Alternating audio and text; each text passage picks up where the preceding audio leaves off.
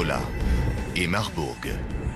Deux mystérieux virus qui mettent les corps en lambeaux et tuent 9 personnes infectées sur 10. Que se passera-t-il quand ces tueurs microscopiques arriveront dans votre ville?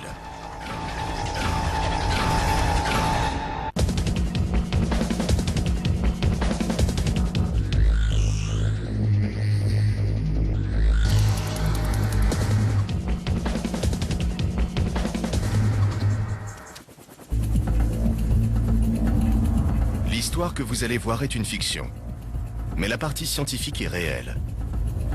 Imaginons que nous sommes après-demain, quelque part dans la jungle ougandaise.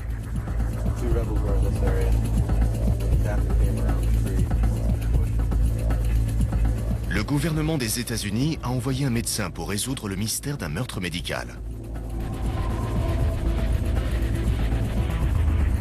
S'il réussit, il pourra arrêter l'assassin avant que d'autres victimes ne souffrent puis meurent. Comme tous les enquêteurs, il suit une piste. Il cherche des indices dans un passé proche.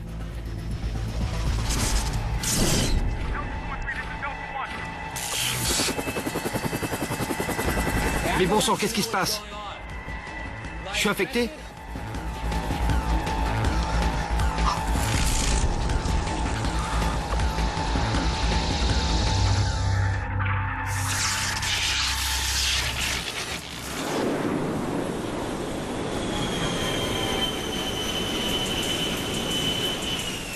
« 48 heures plus tôt, dans une base militaire tout près de Washington, D.C. Un officier des forces spéciales américaines revient d'une mission en Ouganda. Il voyage léger. Il n'a qu'un sac à dos et son arme. Il en impose. Mais ce qui fait peur chez lui, c'est ce qui se cache sous sa peau.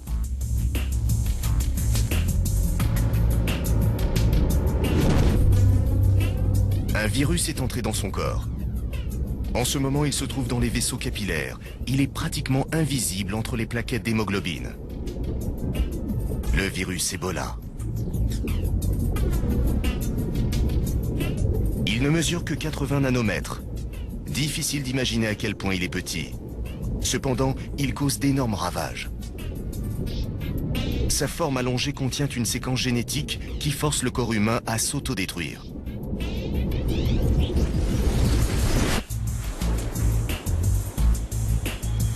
Après des mois de combat dans la jungle et un long vol pour rentrer chez lui, le soldat croit que sa mission est finie.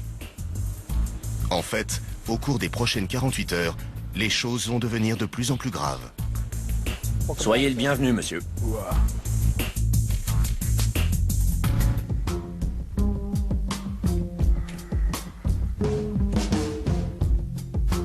Salut!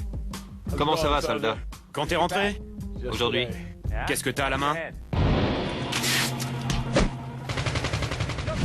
Tu devrais voir l'autre mec. Tu viens boire 2 ou 3 bières plus tard? Ça va. Le soldat épuisé se méprend sur sa fatigue. Il la met sur le compte du décalage horaire entre l'Ouganda et les États-Unis. C'est le premier échelon vers la dégringolade biologique.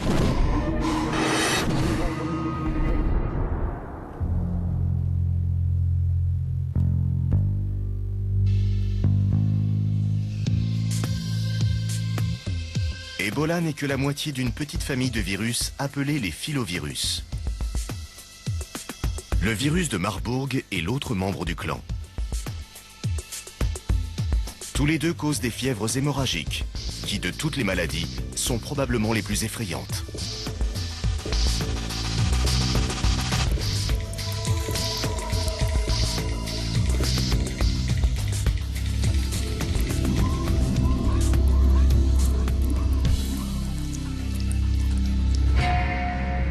Marburg et Ebola vous détruisent de l'intérieur, réduisant votre corps en un amas de sang et de bouillie.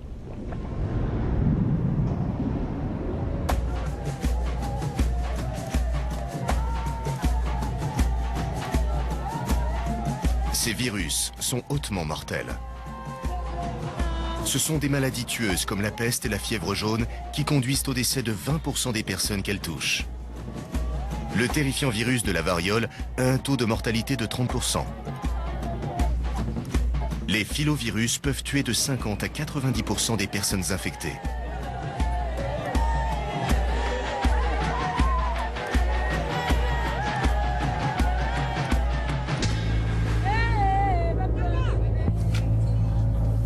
Jusqu'à présent, les virus d'Ebola et de Marburg sont des prédateurs qui sévissent surtout sur les populations de Centrafrique.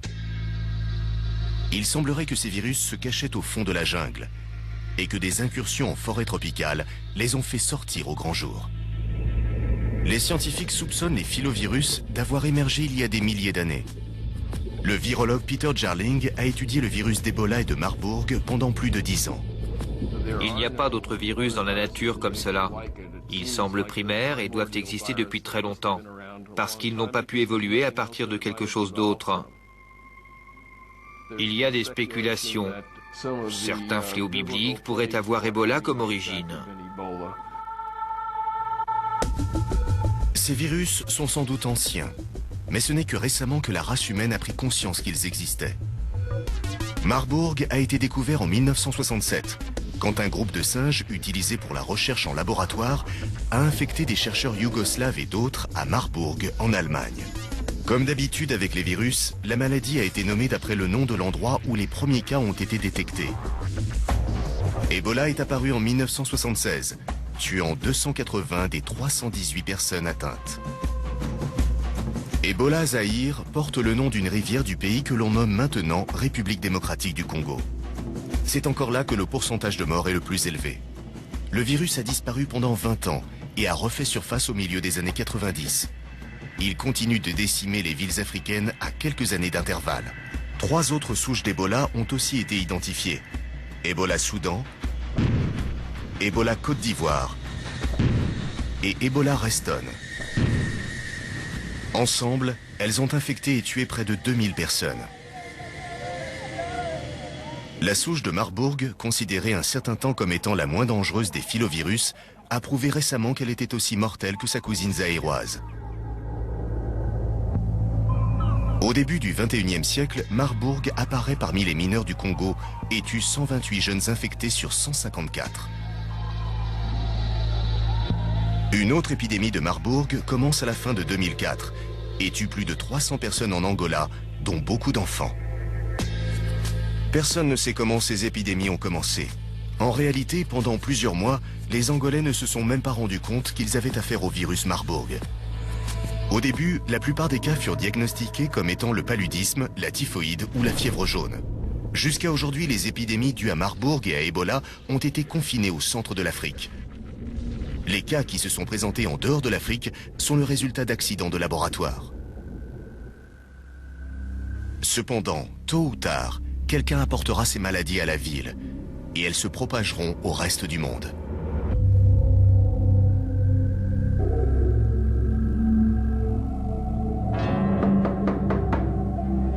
« 19 h. L'officier reçoit un visiteur. Je me suis dit que tu n'étais peut-être pas occupé. Bienvenue à la maison. Le bienvenu, oui.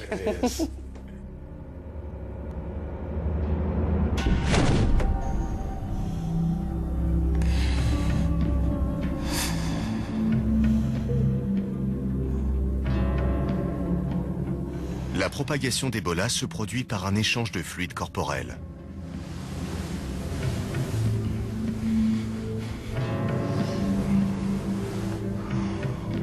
Une toux ou un postillon peuvent être fatals pour celui qui reçoit les gouttelettes de salive. Alors, un contact intime avec une victime d'Ebola s'avère très dangereux. Pendant que le soldat dort, le filovirus gagne du terrain à l'intérieur de son corps. La période d'incubation d'1 semaine de l'Ebola Zaïre est terminée.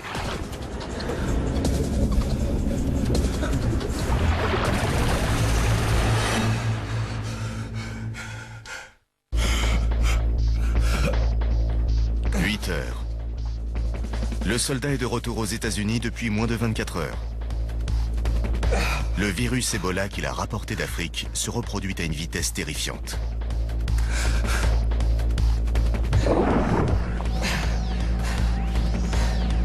Les premiers symptômes d'Ebola sont un sérieux mal de tête, des nausées et des douleurs dans tout le corps.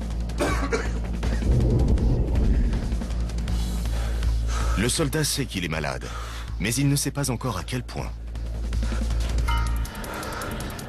Il souffre d'une forte fièvre et d'une grande fatigue.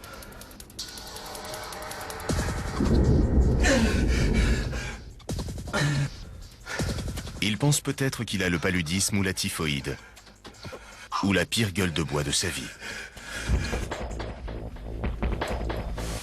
Son sang ne coagule plus normalement. Du sang coule de son nez, de sa bouche et de ses yeux. Il va peu à peu sortir par tous les orifices de son corps.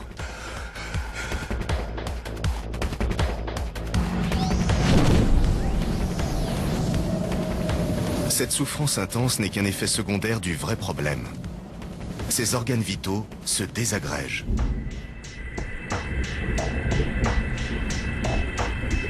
À l'intérieur de son foie, de petites fissures apparaissent. Des caillots bloquent l'ensemble des vaisseaux capillaires qui transportent le sang. Les parois de ces vaisseaux éclatent et le sang s'écoule à l'extérieur. Cela se produit aussi hors du foie. Très vite, l'hémorragie va se répandre dans tout son corps.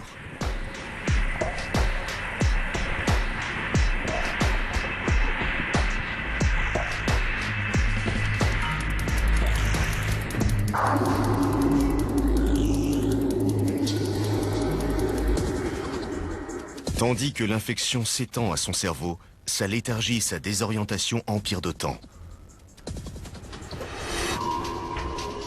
Quand des maladies mystérieuses s'attaquent aux soldats, l'Institut américain des recherches contre les maladies infectieuses, le USAMRIID, trouve les causes et parfois les traitements. Cet institut se trouve à 60 km de Washington, D.C. Jusqu'en 1969, c'était le centre du programme des armes biologiques des États-Unis. À présent, cette installation sous haute surveillance a une mission opposée. C'est là que des médecins luttent contre les agents pathogènes les plus dangereux du monde. Les soldats américains sont présents partout sur Terre. La mission du USAMRIID est de les protéger, ainsi que quiconque, contre les maladies qu'ils pourront rencontrer en chemin. Le danger des recherches sur les tueurs microscopiques, comme Ebola, ne doit pas être sous-estimé.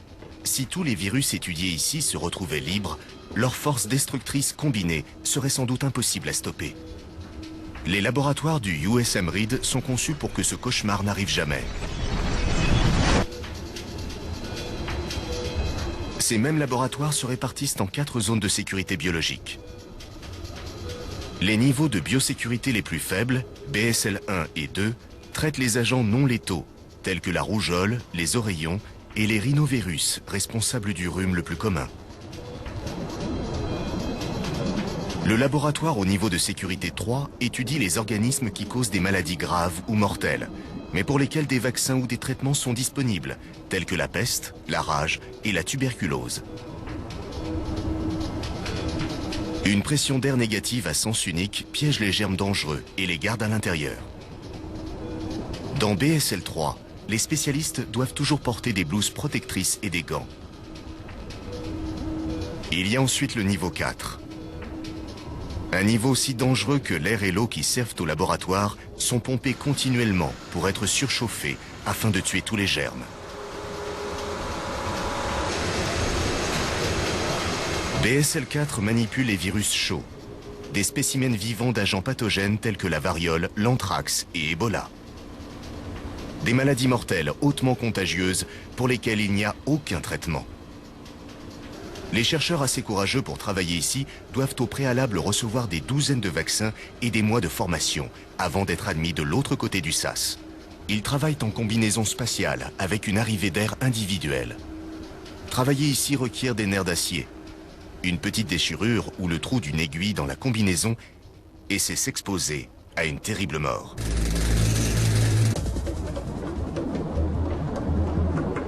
Le docteur Peter Jarling, chercheur expérimenté du USAMRIID, connaît les dangers de l'étude d'Ebola. Il n'existe aucun traitement. Il n'y a pas de vaccin, aucun moyen n'a été trouvé pour atténuer les effets d'Ebola. Alors, travailler avec ce virus, c'est accepter que si j'entre en contact direct, j'ai toutes les chances d'en mourir. Pour empêcher que cela n'arrive, les travailleurs du BSL-4 suivent une procédure de décontamination et de protection très stricte. D'abord, ils se déshabillent et passent dans une série de sas. Ils prennent une douche avant d'attraper un pyjama propre et d'enfiler leur combinaison spatiale. Ils portent des pyjamas pourpres quand ils entrent, qui seront stérilisés à leur sortie. Les combinaisons spatiales sont fabriquées dans du plastique polyéthylène épais. Quand le technicien est dans la combinaison, il respire de l'air purifié pompé à travers un tuyau. Ce tuyau le maintient en vie. S'il est débranché, le technicien a 4 minutes pour se brancher à une autre arrivée d'air. Après ça, il a le choix entre s'étouffer ou dézipper sa combinaison, laissant entrer ce qui traîne dans l'air. Ensuite, il y a une autre douche. C'est une pulvérisation d'ammoniac chaud. Quand il a fini de travailler, ce soldat doit répéter entièrement la procédure dans l'autre sens.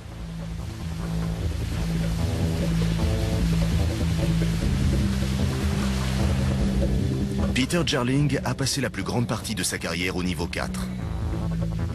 Travailler dans une combinaison spatiale est certainement une façon difficile de gagner sa vie. Le plus grand inconvénient, c'est le bruit de l'arrivée d'air, qui est persistant. Cela rend difficile toute communication, impossible de parler au téléphone. Cet air est aussi très sec, vous avez donc tendance à vous déshydrater, mais vous ne pouvez pas boire beaucoup, pour des raisons très évidentes. Il faut aussi que chaque technicien sache où sont ses tuyaux d'arrivée d'air, afin de ne pas les confondre avec ceux des autres travailleurs du labo, ou de s'accrocher dans l'équipement du labo. C'est donc très encombrant et franchement astreignant. Faire de la recherche signifie travailler avec des lames et des aiguilles. Ce qui est à la base dangereux le devient encore plus quand il s'agit d'un laboratoire de niveau 4 rempli de micro-organismes tueurs. Depuis son ouverture en 1969, personne au USM Reed n'est mort d'une exposition à un agent infectieux. Mais il y a eu une vingtaine d'expositions accidentelles à des maladies mortelles, y compris Ebola. Un accident au niveau 4 signifie une longue période à passer au mitard. Une cellule de quarantaine fermée depuis l'extérieur.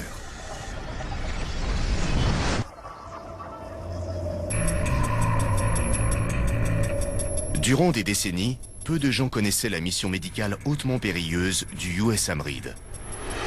Puis, Ebola est arrivé aux États-Unis. En réalité, je n'ai jamais travaillé sur le virus Ebola jusqu'à ce qu'il nous tombe dessus pendant l'épidémie Ebola Reston. En fait, le virus Ebola était le seul que je ne voulais pas manipuler. Il me terrifiait plus que tous les virus combinés. En 1989, une ferme d'élevage aux Philippines envoya 100 singes aux États-Unis. Ils atterrirent dans un laboratoire de recherche médicale à Reston en Virginie, pas loin de Washington DC. Rapidement, les singes se mirent à mourir sans raison apparente. Troublés, les chercheurs du laboratoire envoyèrent du sang et des tissus prélevés sur les singes morts au USM Reed. Peter Jarling testa les mystérieux échantillons. Il découvrit une nouvelle souche d'Ebola. Jarling fit parvenir ses conclusions à C.J. Peters et au chef du service pour une évaluation. Jarling ressentit un sentiment qu'il appelle le stade anxiogène. Le plus grand stade anxiogène se fit sentir quand Peter Jarling me montra un micrographe d'électrons avec Ebola Variants et qu'il me dit « Nous venons de sortir ça d'un singe qui se trouve à 40 km d'ici, à Reston, Virginia. » J'avoue que mes cheveux se sont dressés sur ma tête. Parce qu'on n'aime pas savoir que ces choses sont si proches de la maison. Un agent pathogène de niveau 4 se cache dans les environs de la capitale des États-Unis. Voici un virus qui semble être l'un des plus mortels que nous connaissons. Il tue des singes et se propage parmi les singes. Est-ce que les humains sont en sécurité? Que va-t-il se passer si un humain se fait infecter avec ce virus? Eh bien, nous n'avons pas eu envie de le savoir. Nous avons donc recommandé la désinfection de la maison des singes.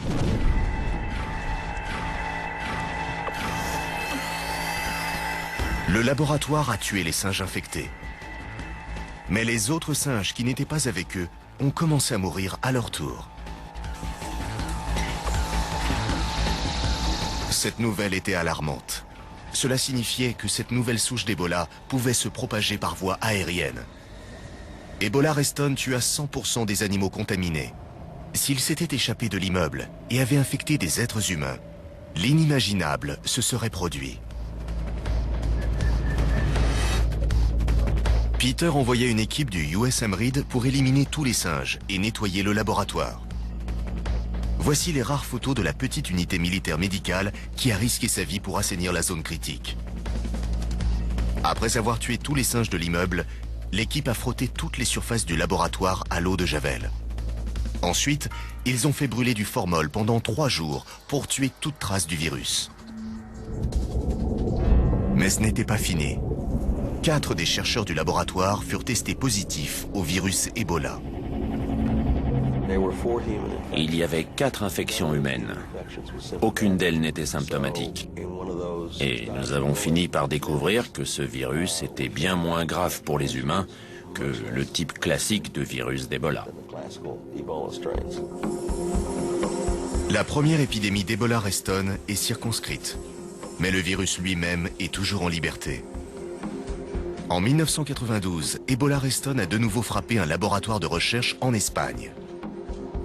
Puis en 1996, le virus a tué d'autres singes de laboratoire au Texas. Le traçage du virus de ces 2 épidémies ont mené aux Philippines. Comment une maladie qui sévit en Afrique peut-elle infecter des singes en Asie du Sud-Est? Les enquêteurs n'ont jamais découvert la vérité. Les transporteurs et les fournisseurs de singes se sont montrés réticents pour donner des informations précises. Dans l'espoir d'arrêter le virus tueur, tous les singes des fermes d'élevage des Philippines furent euthanasiés. Oui, ils sont venus et ils ont tué tous les singes. Même les bébés. Ils les ont tués. C'est complètement fou.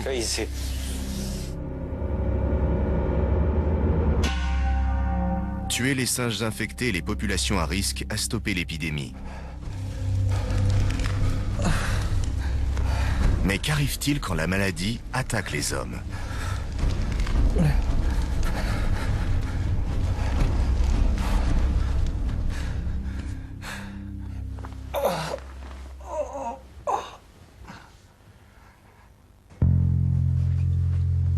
Troisième jour, 15 heures.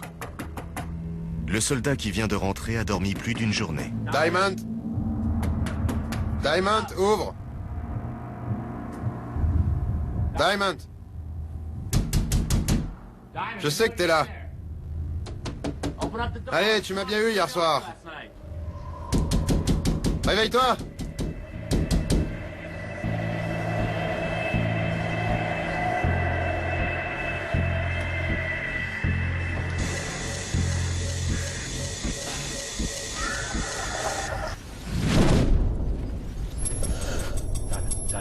Regarde-moi. Tu sais où t'es? Regarde-moi. Regarde-moi. Tu sais ce qui s'est passé? Il n'a aucune idée de ce qui ne va pas. Et bien que la logique lui recommande de garder ses distances, sa bienveillance le pousse à aider un frère d'armes en souffrance. Mais une bonne action ne reste jamais impunie. Le sang du soldat contaminé répand le virus Ebola. Quand on touche un patient infecté par Ebola, on est à quelques microns d'un pool de virus infectieux. S'il y a la moindre égratignure ou irruption cutanée, il est intensivement exposé au virus infectieux. Il faut t'emmener à l'hôpital, mec. Allez. Reste avec moi. Allez, reste avec moi. Allez. Allez, allez, on continue.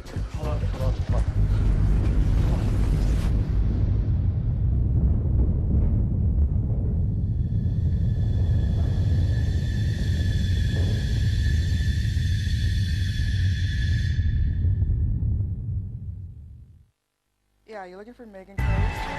15 heures. Une infirmière! Il me faut une infirmière! Veuillez signer ici. Non, je signerai pas! Oh, il saigne. Aidez-moi! Appelez quelqu'un! Docteur!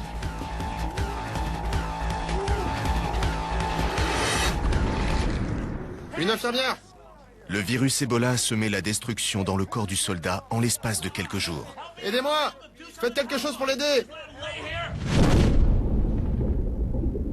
À l'intérieur, l'hémorragie massive a détruit tous les tissus des organes vitaux du soldat. Les autopsies sur les victimes d'Ebola sont souvent frustrantes, car les dommages internes sont si importants qu'il n'y a plus rien à étudier. Qu'est-ce qu'on fait maintenant? Laisse-le allonger, mais ne laisse pas sa tête en contact avec le sol. D'accord, je fais de mon mieux. Décolle sa tête du sol. Je fais de mon mieux. Le sang prend tellement de chemin. Par exemple, les fins capillaires des yeux.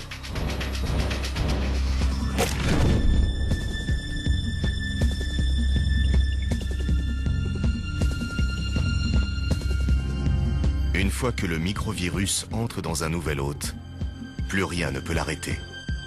L'infection et la mort suivent de près.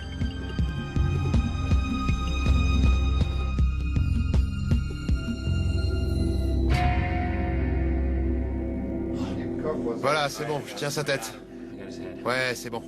J'ai sa tête. C'est bon. 1 millilitre de sang humain contaminé peut contenir entre 10 000 et 1 million de particules virales.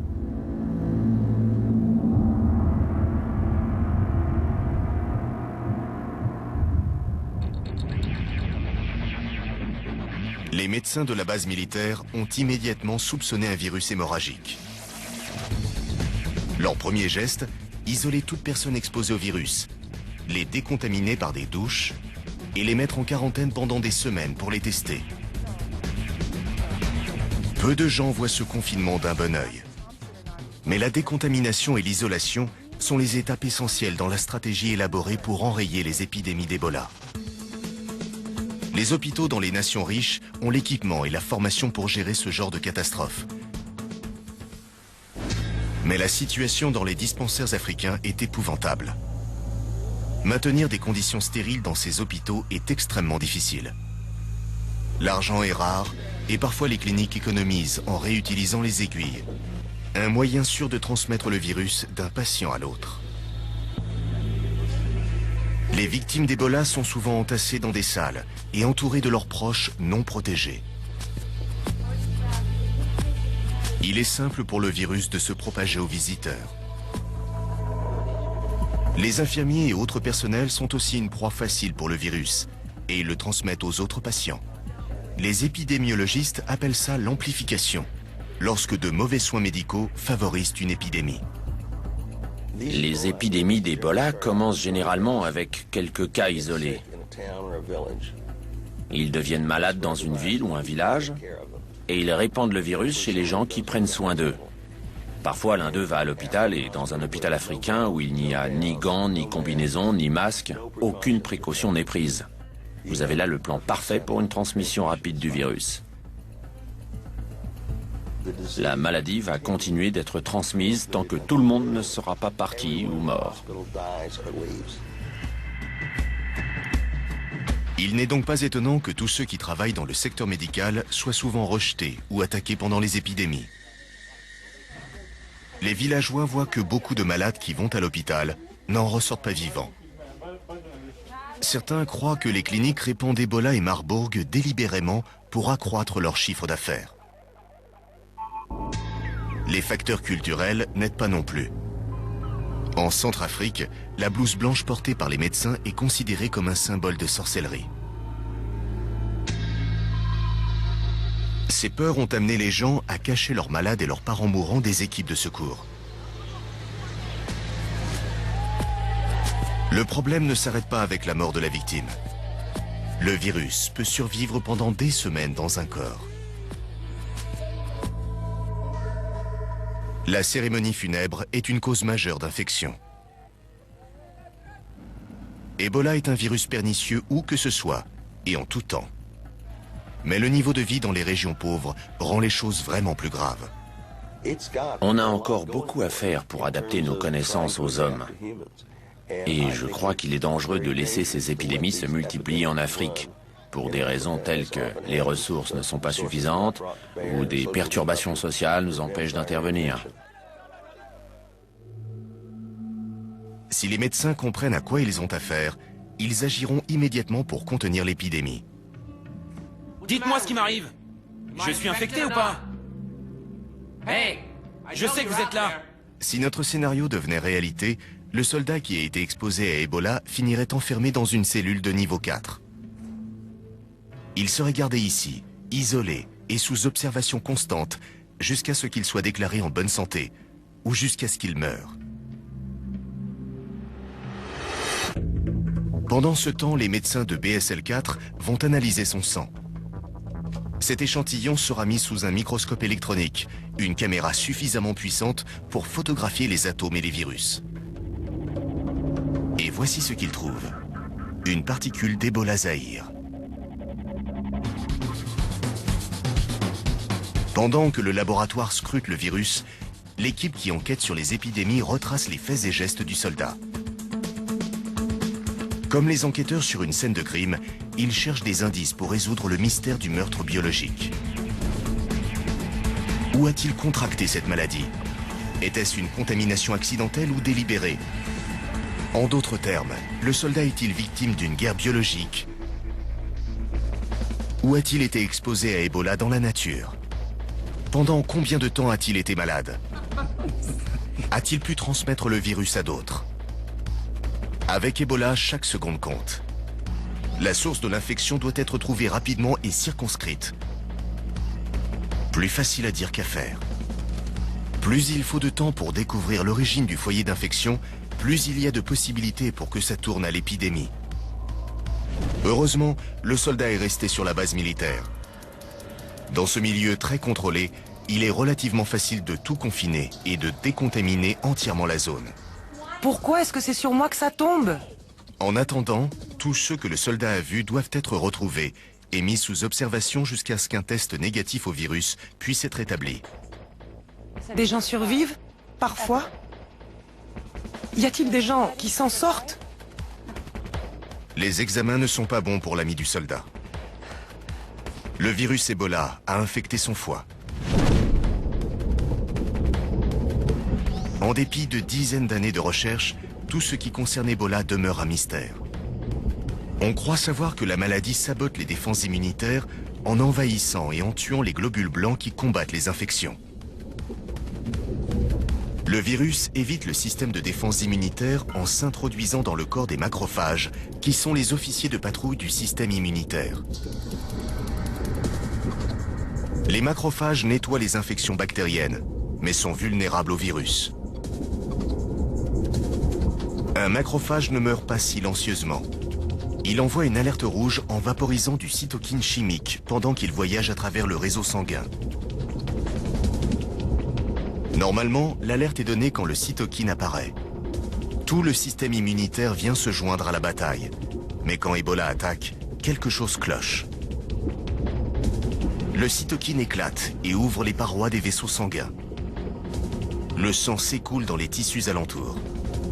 Ce cycle se répète jusqu'à ce que la victime perde tout son sang. Personne ne comprend encore pourquoi cela se produit. Mais nous savons qu'une fois que ce processus a commencé, l'hémorragie massive est pratiquement impossible à renverser.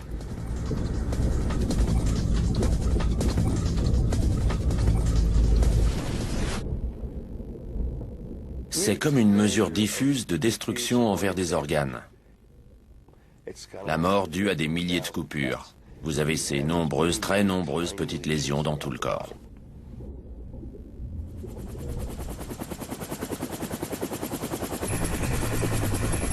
Aux États-Unis, le but est d'arrêter le virus avant qu'il ne fasse d'autres victimes.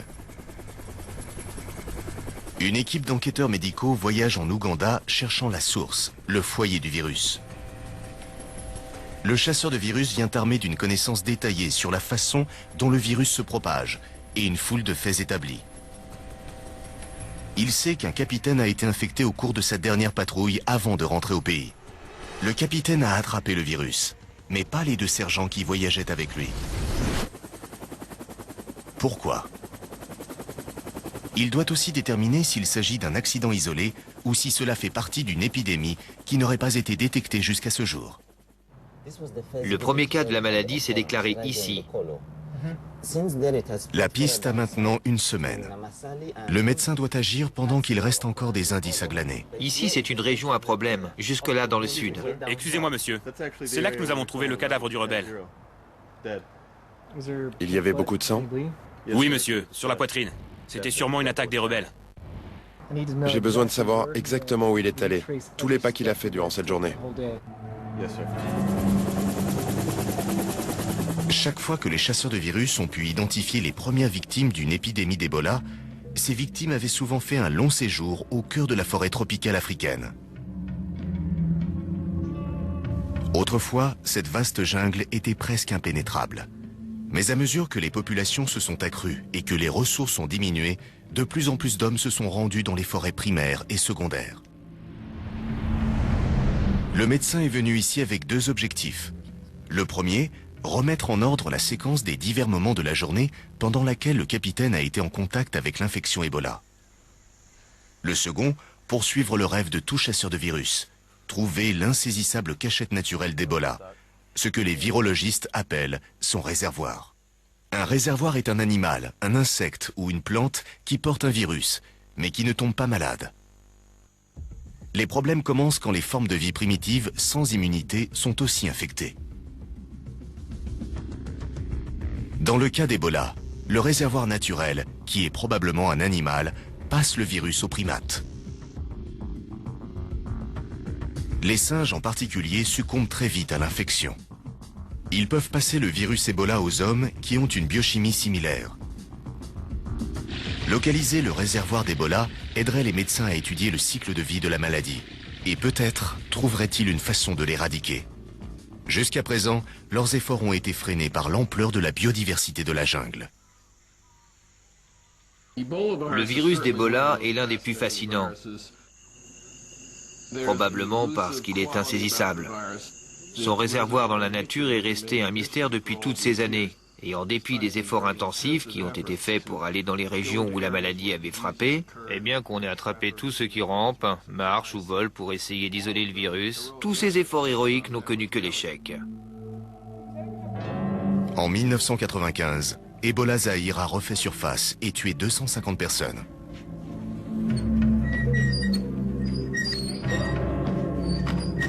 En tant que chef du centre de l'unité de contrôle des maladies pathogènes spéciales, C.J. Peters est en première ligne pour trouver le réservoir d'Ebola. Nous avons pu retracer jusqu'au point que nous pensions être celui de l'infection d'origine, de l'homme qui avait commencé l'épidémie, le fameux patient zéro. Nous avons alors pensé que c'était facile, que nous savions qui c'était. Nous savions ce que ce type faisait, alors nous allions étudier tout ce qui le concernait. Finalement, ce gars-là vivait en ville. Il conduisait un vélo à travers des herbages jusqu'à une zone de forêt secondaire. Et pour rendre les choses plus difficiles, 2 jours par semaine, il poussait son vélo loin dans la forêt primaire. Et parfois, il y passait même la nuit. Donc il était exposé pendant la journée et la nuit dans la forêt primaire. Théoriquement, nous devions donc tout contrôler. Et quand vous commencez à vérifier tout dans les tropiques, vous avez des soucis à vous faire. Nous avons examiné tous les mammifères que nous avons attrapés, ainsi qu'environ 30 000 arthropodes.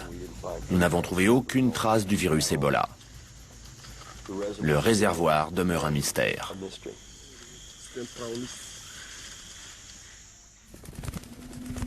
Personne n'en est certain, mais il y a un animal qui cadre dans le profil du réservoir d'Ebola. Les chauves-souris sont d'une espèce migratoire, suffisamment courante pour interagir avec l'homme, mais pas assez courante pour qu'Ebola apparaisse fréquemment. Elle pourrait être porteuse du virus. On soupçonne les chauves-souris parce qu'on croit savoir que plusieurs épidémies ont commencé dans des grottes.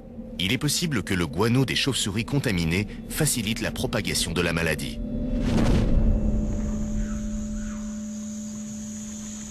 Comme tout bon détective, le chasseur de virus flaire une piste et remet en place les pièces du puzzle. Cet enquêteur sait que le soldat infecté n'est pas allé à proximité d'une grotte. Mais il est rentré à la maison avec une entaille sur la main. Comment a-t-il eu cette blessure? C'est ici que les rebelles avaient leur camp. C'est là que le capitaine a été blessé.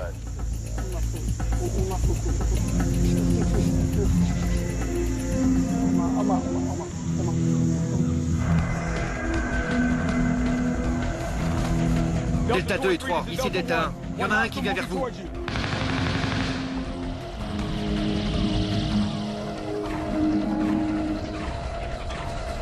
Une petite blessure insignifiante.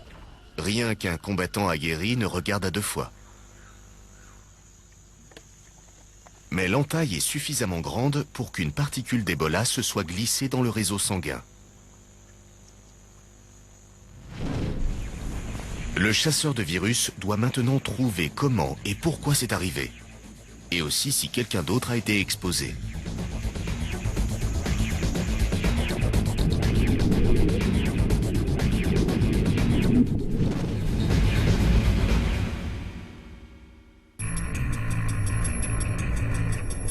Trois soldats américains dans la jungle ougandaise, prêts à combattre tout ce qui peut les frapper. Enfin, c'est ce qu'ils croient. Ici, l'ennemi le plus dangereux est quelque chose qu'ils ne voient pas et qu'ils ne peuvent pas combattre. Une chose qui se cache dans le sang. Le virus Ebola survit dans la peau et les glandes sudoripares de ses victimes longtemps après leur mort. Toutes les particules virales dans le sang de ce cadavre sont probablement inactives, mais elles peuvent être détectées. Le médecin soupçonne que le soldat a été infecté de cette façon.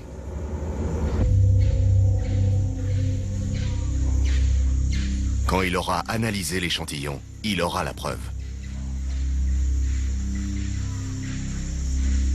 Le soldat a contracté Ebola par l'entaille qui est entrée en contact avec le sang du cadavre infecté. Mauvaise idée.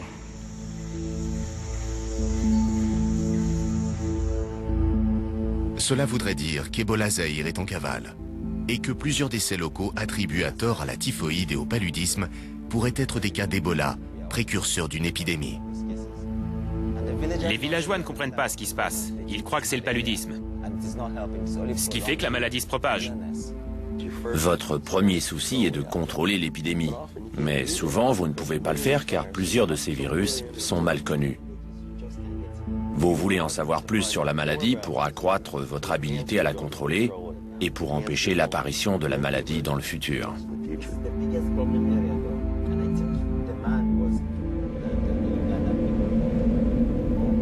Mais une autre question demeure.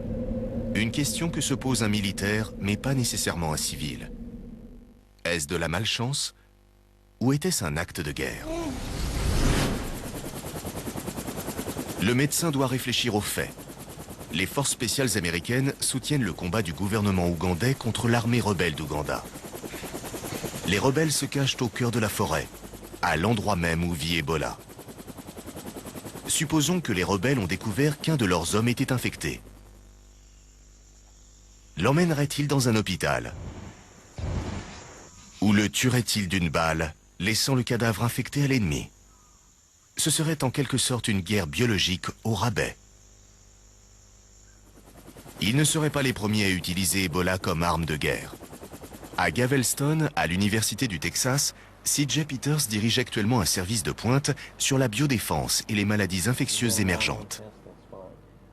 Plusieurs des agents bioterroristes sont en fait des infections émergentes et elles sont un sérieux problème dans la nature.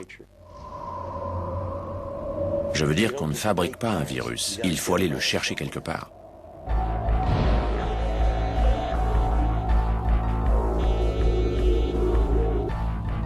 Les armes biologiques possédées par les États sont illicites depuis le traité de 1972. Mais l'Union soviétique n'en a pas tenu compte. En 1991, elle a créé une souche du virus Marburg qui peut se propager par voie aérienne. Elle a fabriqué Marburg avec l'intention de le monter sur un missile de guerre destiné aux grandes villes américaines.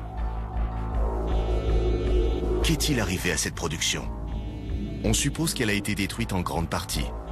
Mais dans le chaos qui a suivi l'effondrement de l'Union soviétique, il est impossible d'en être sûr. Heureusement, il y a de bonnes nouvelles. Depuis l'épidémie de 1989, Peter Jarling et ses collègues ont travaillé sans cesse sur un vaccin d'Ebola. Il y a diverses stratégies pour produire des vaccins contre les virus.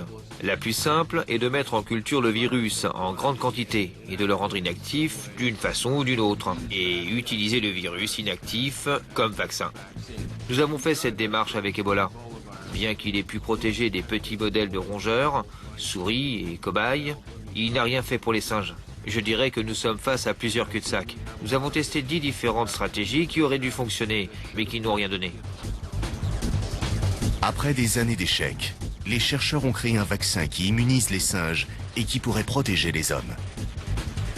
Le vaccin porte un virus Ebola inactif et le transmet au virus du rhume commun. La science est complexe, mais cette technique pourrait amener des solutions pour d'autres agents pathogènes qui semblent intouchables, comme le sida. Et si tout va bien, les soldats et les citoyens pourront être protégés d'Ebola. Mais d'ici là...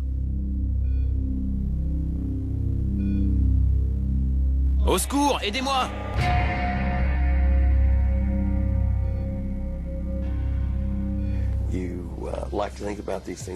On aime penser que ces choses se passent très loin d'ici et qu'il sera difficile qu'elles viennent jusqu'à un aéroport ou jusque là où nous sommes. Malheureusement, de nos jours, le monde entier n'est pas loin. Tous les endroits sur Terre sont bien plus proches que la plupart des gens ne pensent.